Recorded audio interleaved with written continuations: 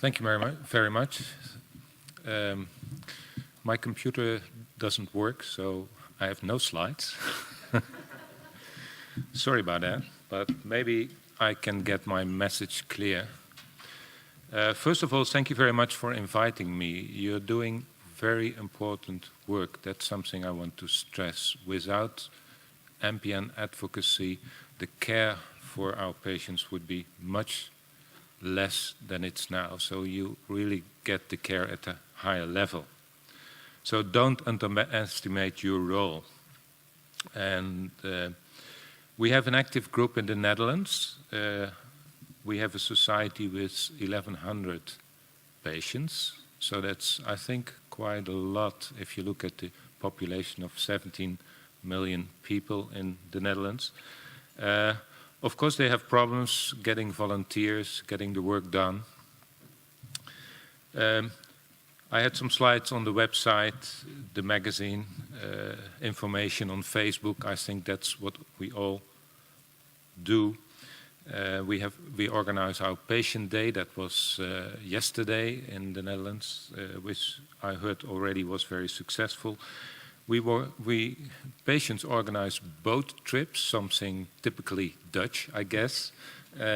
Take 100 people on a boat, so nobody can leave, and you share, and sharing your experience of such a disease is, I think, very important. And then, of course, we have a telephone panel with a lot of questions coming in. What we did a couple of years ago already is there was a survey among patients, and I can show you all the data, but the most important, that was a survey on more than 300 patients that answered the survey. We sent out more than 500. And I think the major conclusion from that survey was that tiredness is the major problem, and we scored that on a dedicated scale. And it appeared that the score was higher than in transfusion-dependent MDS patients. So I think that's something that's very much underestimated, that feeling tired, not be able to do what you would like to do. And we heard a perfect presentation this morning from Marina. Thank you very much for that. We have a medical advisory board, and the role of that board is, of course, we have input for the magazine. We give input on trials so that patients know that there are studies going on. I think that's very important also for MPN advocacy, to let people know that there are trials ongoing. And of course, we answer medical questions. Something we have to do is, we have a cancer registry which since last year is now complete, because first of all, it didn't include PV and ET patients. Nowadays we have a complete overview of all PV, ET and MF patients. So that's something we have to work on and maybe also collaborate. At least we can identify all these patients.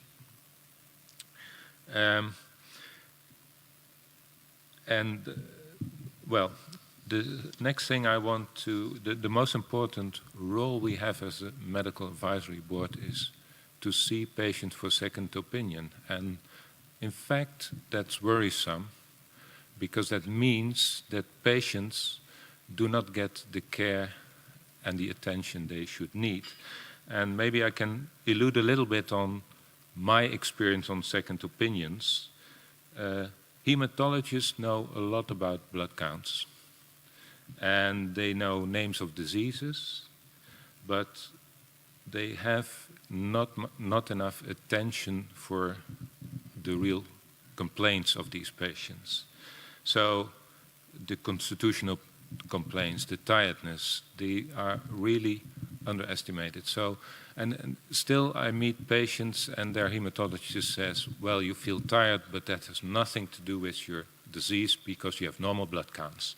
And I think you all recognize these kind of things, but that still happens. So that means that there is a lot to do for you and for us to educate hematologists.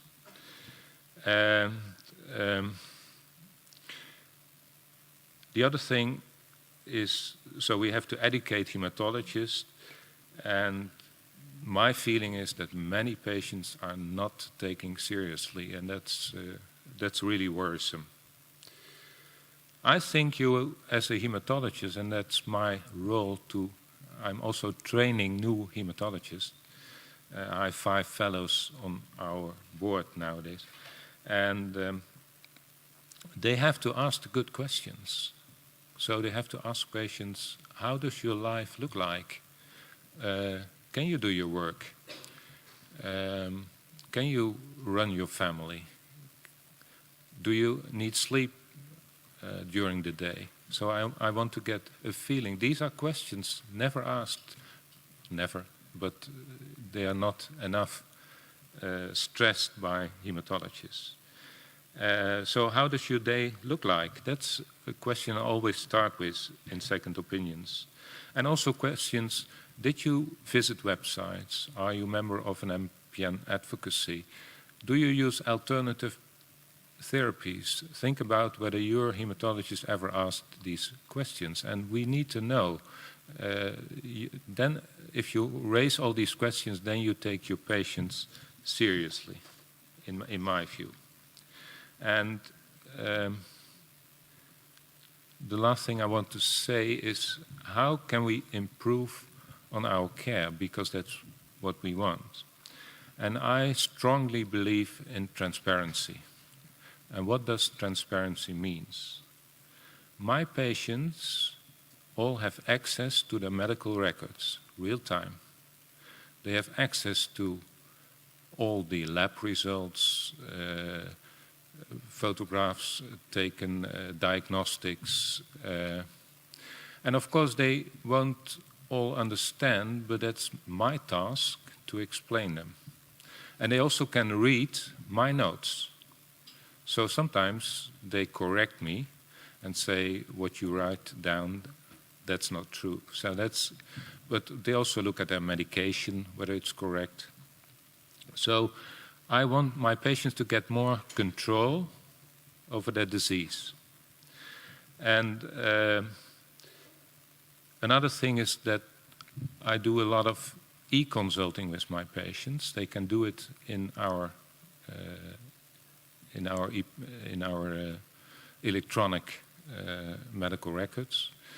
And you have to prepare your consult before you see a doctor. Sometimes they just send me, these are the things I want to talk about on the next consultation. That makes consultations, I know that doctors in general don't like that, but that makes your consultation much more efficient. So that's something, also a message not to you, but to, especially to my colleagues, doctors, that you should try to, we can do much better on care for our patients. So something we are working on is an app that's very an app, but also an app that integrates all your medical records. And there is an example in CML. It's called See My Life. It's you can find it on the internet. And the interesting thing is that if you can see all your medical data, it gives you more insight in your disease. What it has to change, I think, is that the role of me as a doctor is not to say what's good for my patient. You as a patient are responsible. I can't help you have this disease, but what I can do is get the best care and take you seriously. That's, I think, my major message. And maybe going back to yesterday, to the role play, we've seen patient 1 and or interview 1 and interview 2. What I missed was interview 3. And what I try to learn to my fellows is, don't tell the patient about his disease. Ask about his disease. What do you know? Do you know what's the name of your diagnosis? Do you know what it implies? You need to know how a patient is educated. So then you get an idea, who is that person in front of me? And then you can give dedicated information to that patient so that he'll understand and understand what is his disease, what is the impact of his disease. And yeah, I think that's a different approach. For example, if you have a bad news, I never, and that's very, that's not useful nowadays. If I have a bad news for a patient, I already call him or let him know, or he or she already knows from his medical records before the consultation. And then I say, okay, and when you come to the consultation, then we'll discuss what will be the plan. Yeah? And then they think about, they look up on the internet what is known about this disease. They have already thought about the questions. I ask them to raise questions. They take their partner or someone else to the consultation, and otherwise you get a patient in your waiting room who is stressed. We saw it yesterday, and you tell him a diagnosis, and all the rest of the consultation is useless. So I think this is my message for today. I think there's a lot to do for us as hematologists to educate our colleagues, and that's one thing we have to do to improve the care. And the other thing is the role of the MPN advocacy. We really need the help of you, patients, involved patients, motivated patients, to get the care at a higher level. Thank you very much. Thank you. Thank you, Reinier. Your talking was very interesting. I seen some word: transparency, trust relationship, listen, to be partner. This is very kind modality to work with the patient, to stay with the patient, to create a good relationship, and to give the patient a possibility to drive, to be the actor of his disease. Mm-hmm. Thank you so much. Okay. But I don't know if there are some questions about the audience, about what you say. Some comment? Oh, please. Marianne. Yeah, Marianne from the MPN Holland.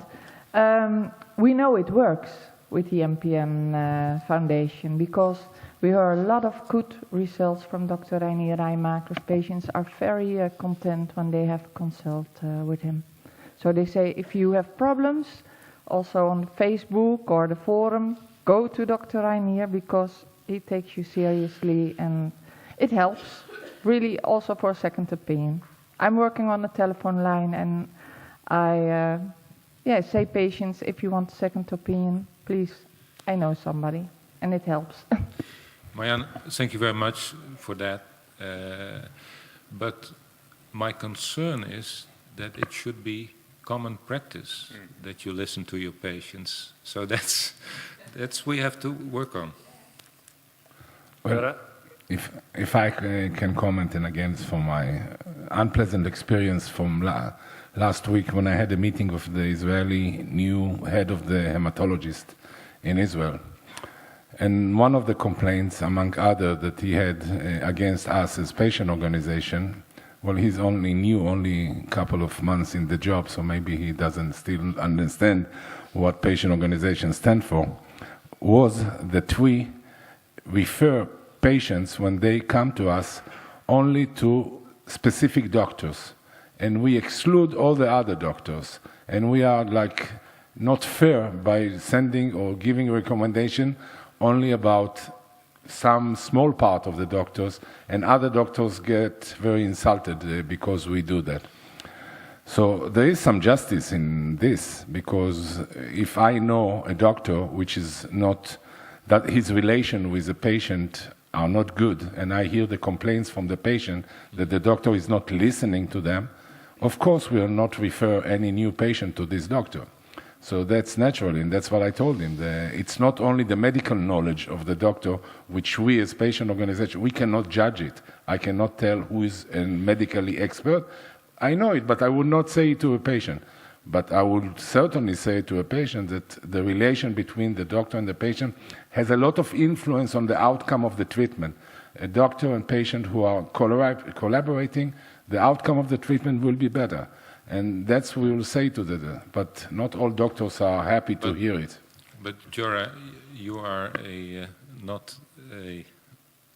you are a special patient, I guess, and people here in the room, they know where to get a good consultation. But my concern is that there are many, many MPN patients around that deserve better care from their doctors. Yeah. And they don't, the doctor, even the first role play yesterday, I think that's what's happening in real life. And these patients don't go away. They have no opportunity. So that's my concern. Yeah. So that's also a message for you as MPN advocacy, that we really have to work on that. Okay. There are Katie and after Claire. Thank you for the talk, very interesting. Why do you think, as oncologist, as physician, why do you think some doctors are not open to another way of communicating with their patient? What is the barrier in their mind, in your opinion? And what can we do to open their mind and change their attitude? Well, one of the things that we are trying to do is to educate the doctors, the hematologists, because MPN was a disease. There were not much treatment options. We talked about thrombosis risks, but the constitutional symptoms, and well, we couldn't do much about it. So why ask for it? But so that's one. We have to educate our doctors so that they are much more aware that these symptoms really fit with the diagnosis. I see so many patients that have complaints, and the doctor says it had nothing to do with your disease. It's incredible. If you look on the internet, if you look up the MPN sites of all of you, you find all these symptoms. And another concern is that nowadays, and that's more or less also what Jora alluded to, is that doctors are afraid that patients know more about the disease than themselves. So it's threatening for doctors. And that's happening, because if you're not well informed, you'll miss all kind of things. So that's why I want that change, give the patient more responsibility, and a doctor must admit that he doesn't know everything. So my role as a doctor is to say to my patient, I'll try to get the best care. If I don't have the knowledge, I will help you to find the knowledge. And that's what we do. Sometimes I send an email to Claire, and because she is more expert in the field than I am, just to ask, she's nodding, just to ask, what would you do? So we have to admit that we don't have all the knowledge, and that's something that's difficult for doctors. We are raised. I'm the doctor. I know everything. You're the patient. You know nothing, and I'll tell you what's good for it. That's the way I was trained in the 80s, and that has to change. Yeah. Does that answer your question? Yeah, not. Yeah, I think it remains a problem because, or you force the education. So in the undergraduate program, otherwise, for mature or expert or people, doctors that already have been educated in this way.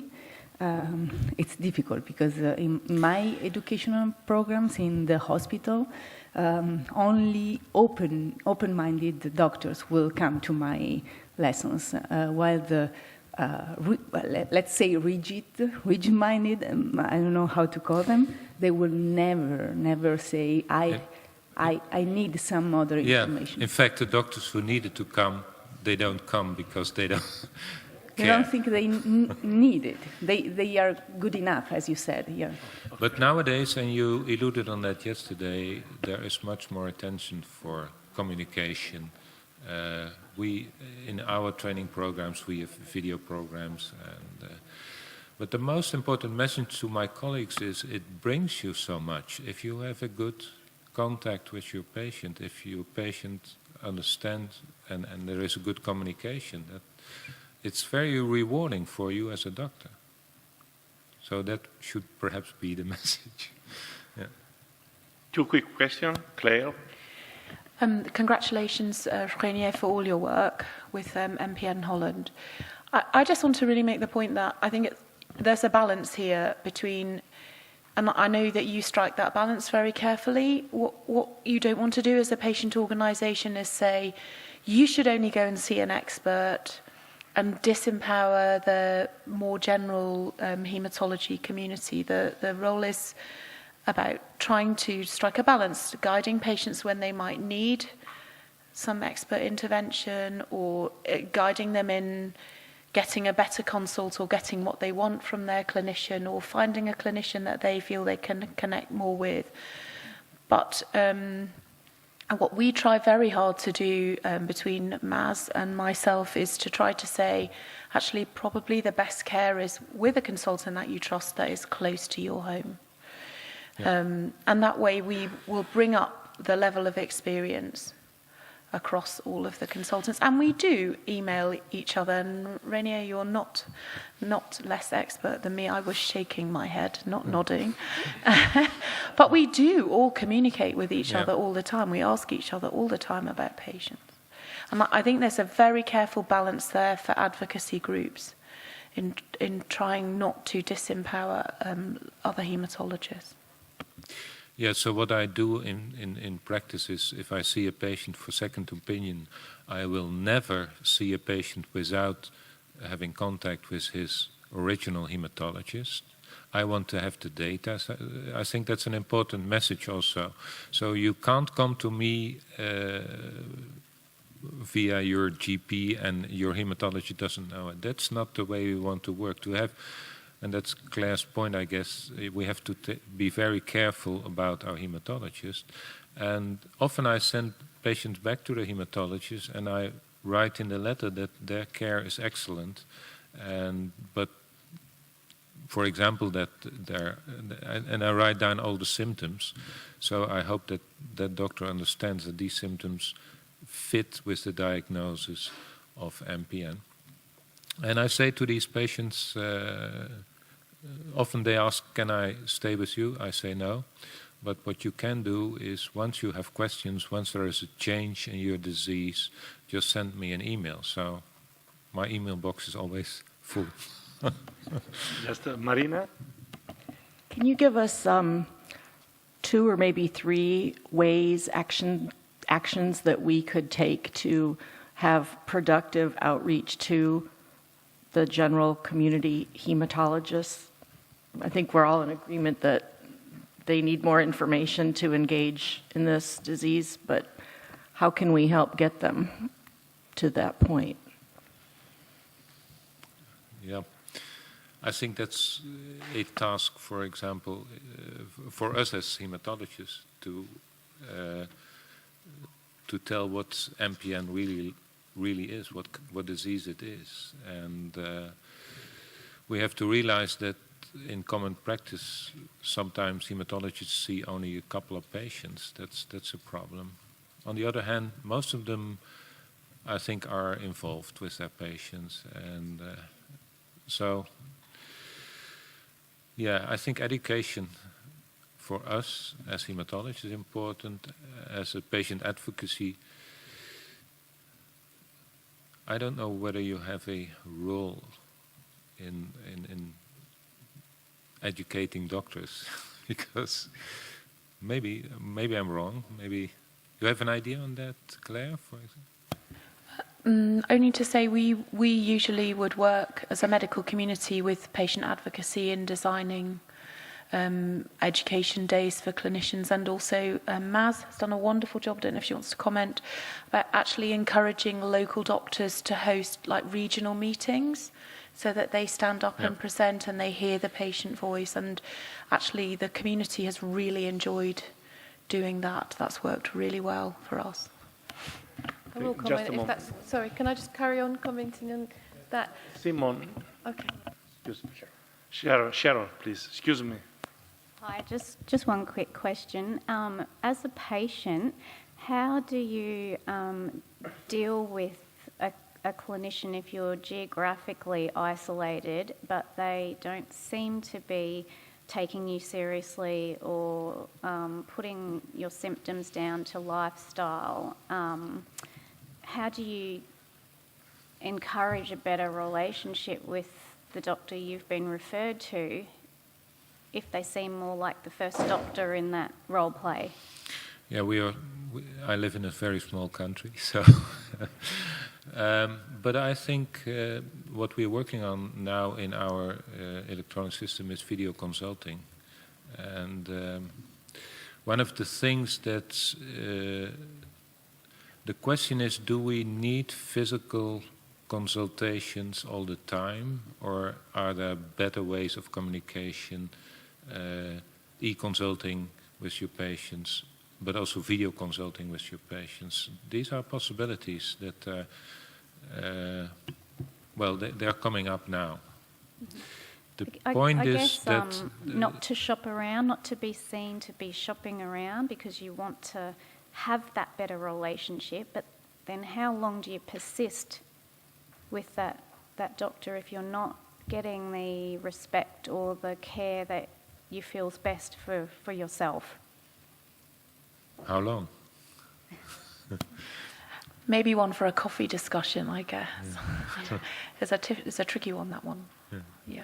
I think it would be really nice if we could bring Maz in, if you don't mind, Bill. Okay. Thank you. I just want to follow up on what Claire was saying about our regional patient forums that we run around the UK, where we have patients and their families and friends coming. We have consultants giving talks and specialist haematology nurses. And the feedback from the nurses and the consultants is that they really enjoy being in front of the patients in that informal atmosphere that we have, so that they can hear from the patients and their families exactly what they want, how they want to be treated when they go into a consultation, what information they do and don't want. Some people want to know more than others about their disease progression, the medication. So it's really has, in the last couple of years, opened their eyes, really, to be able to have that chance to sit in front of the patients and have the time to hear what the patient themselves wants. So, you know, if ever you're invited to go along and talk to a patient group as a haematologist, I would say that it would definitely help you. It helps the patients, but the feedback, as I say, from the consultants and nurses is that it's a great opportunity to get out there and actually hear what they want that they can't hear in the 10-minute consultation at the hospital. Yeah, time, of course, we already discussed it yesterday, is an issue. Yeah. But it's, I always say I can learn most of my patients and not from the books. Okay. This has certainly been an interesting conversation. Thank you, Doctor.